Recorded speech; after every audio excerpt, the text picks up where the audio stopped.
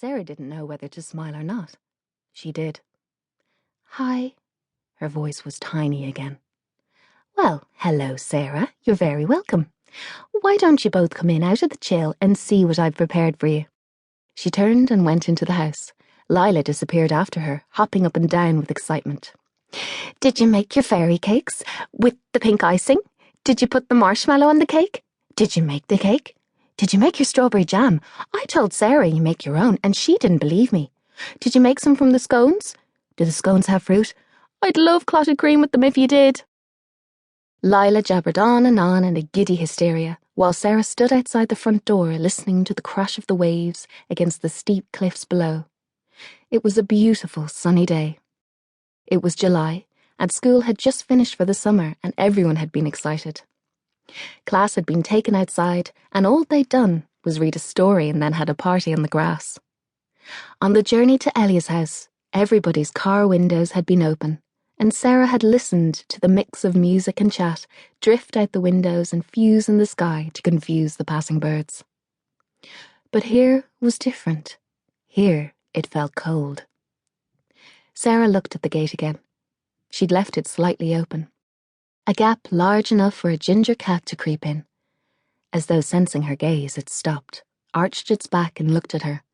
They both stayed like that for a while. "Sarah, where are you?" Sarah snapped to attention. "There you are." Lila appeared at the front door. "What are you doing?" "I was just—" Tell her you want to leave." "Oh, that's Ginger Snap." "Grally!" Lila shouted at the top of her lungs. "I'm not deaf, my dear," Ellie called back. "Ginger Snap is back!" She heard Grelly call something back but didn't know what she said, but heard the something in her throat. Sarah cleared hers again. "Come on, wait till you see," Lila said, eyes bright. She grabbed Sarah's hand and pulled her inside, and they both laughed as Sarah allowed herself to be tugged. The entrance hall was large. Its vastness severed Sarah's laughter and made her stop suddenly in her tracks, and in turn stopped Lila. Sarah looked around. There was a fireplace in the hallway, a chandelier, dusty, a web or two draped from one candelabra to another, which occasionally shimmered when the sunlight hit it. The floorboards were worn, chipped, and uneven, and creaked beneath even the lightest tiptoe. It was clear to see what they once looked like from the edges of the room. A polished border.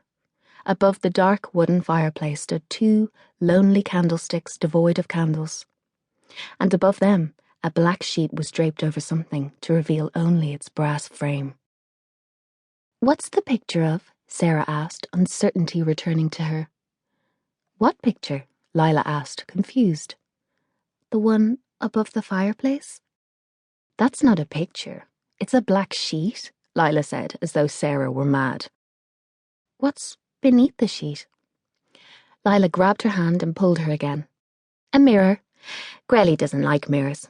Come on, let me show you around. We can have loads of adventures."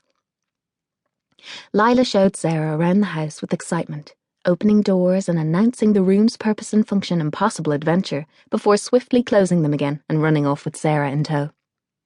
The house was certainly grand, as Lila had promised. The ceilings high, the windows covering floor to ceiling, lots of knickknacks, lots of hiding places, lots of dark places. Lila didn't seem to notice.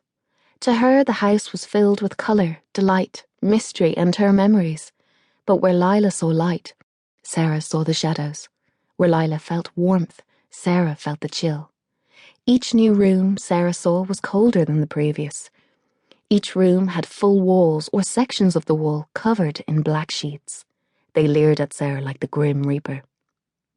They ran past a door and unusually, Lila didn't fling it open. "What's in there?" Sarah asked. Lila stopped running. "Oh." She leaned over the banister and looked downstairs to see if Grelly was near. They could hear her clattering plates in the kitchen. "I'm not allowed in there, but I'll show you." "No, it's okay. I don't want to go in if you're not allowed," Sarah said, backing away. "I'll show you," Lila smiled. "It's no big deal. It's just a spare room." "Then why aren't you allowed in?"